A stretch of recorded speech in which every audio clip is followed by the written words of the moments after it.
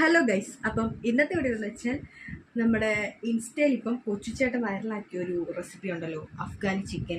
അപ്പോൾ നമ്മളിന്ന് അതാണ് ഈ ഇത് വീഡിയോ. ചപ്പാത്തിയുടെ കൂടെ അപ്പത്തിന്റെ കൂടെ ചിക്കൻ കഴിക്കാൻ കറിയാണ് പറ്റും. പക്ഷെ ഉണ്ടാക്കാൻ ഞാൻ പോകുന്നത്. പറയുന്നത് അതിനകത്ത് കൊച്ചുചേട്ടൻ പറഞ്ഞേക്കുന്നത് അടിപൊളിയാണ്, പൊറോട്ടയോടെ കഴിച്ചാൽ നല്ല ടേസ്റ്റ് ആണെന്ന്. അപ്പം നമുക്കിന്ന് ഇതൊന്ന് ഉണ്ടാക്കി നോക്കിയാലോ. ഹലോ ഗൈസ്, അപ്പോൾ ഇതിനകത്ത് ഇൻഗ്രീഡിയൻസ് എന്തൊക്കെയാണെന്ന് നോക്കിയാലോ. കുറച്ച് മല്ലിയില, കുറച്ച് പുതിനയില, പിന്നെ 1.5 മുറി സവാള, പിന്നെ 4-5 പച്ചമുളക്, പിന്നെ അണ്ടിപ്പരിപ്പ്, പിന്നെ കുറച്ച് നാരങ്ങ നീര്, പിന്നെ കുറച്ച് വെള്ളം കൂടെ ചേർത്ത് ഇത് മിക്സിക്കകത്തിട്ടൊന്ന് അടിച്ചെടുക്കണം.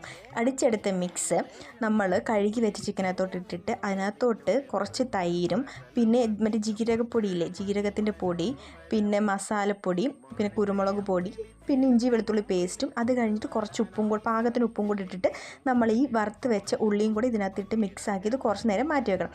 ഇത് കഴിഞ്ഞിട്ട് ഇതൊന്ന് ഫ്രൈ ചെയ്തെടുക്കണം ഗൈസ്. ഈ മിക്സറോടെ തേച്ച് ഇതൊന്ന് ഫ്രൈ ചെയ്തെടുക്കണം.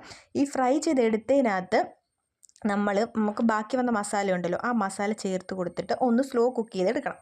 സ്ലോ കുക്ക് ചെയ്തെടുത്ത് ഇതൊന്ന് അടച്ച് വെച്ച് കുക്ക് ചെയ്തെടുക്കണം. എൻ്റെ ഗായ്സ്, ഇത് തുറക്കുമ്പോൾ ഒരു മണമുണ്ട്. എൻ്റെ മോനെ അടിപൊളി.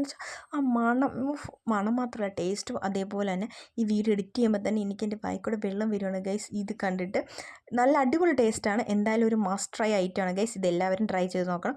എനിക്കിഷ്ടപ്പെട്ടു. ഇത് ഞാൻ കൂടുതലും കൊച്ചുചേട്ടൻ പറഞ്ഞ പോലെ പൊറോട്ടയോടെ കഴിക്കുന്നതായിരിക്കും നല്ലത്, കുറച്ചും കൂടെ നല്ലത്. ഞാൻ പൊറോട്ടയോടെ കൂടെയാണ് കഴിച്ചത്, അതുകൊണ്ടാണ് ഞാൻ പറഞ്ഞത്. അപ്പം ഇതെന്തായാലും വീട്ടിലെല്ലാം ട്രൈ ചെയ്ത് നോക്കണം കേട്ടോ ഗൈസ്. അപ്പം വീഡിയോ ഇഷ്ടപ്പെട്ടാൽ നമ്മുടെ ചാനൽ ഒന്ന് സബ്സ്ക്രൈബ് ചെയ്തേക്ക്. അപ്പോൾ ഓക്കെ ഗൈസ്, ബൈ.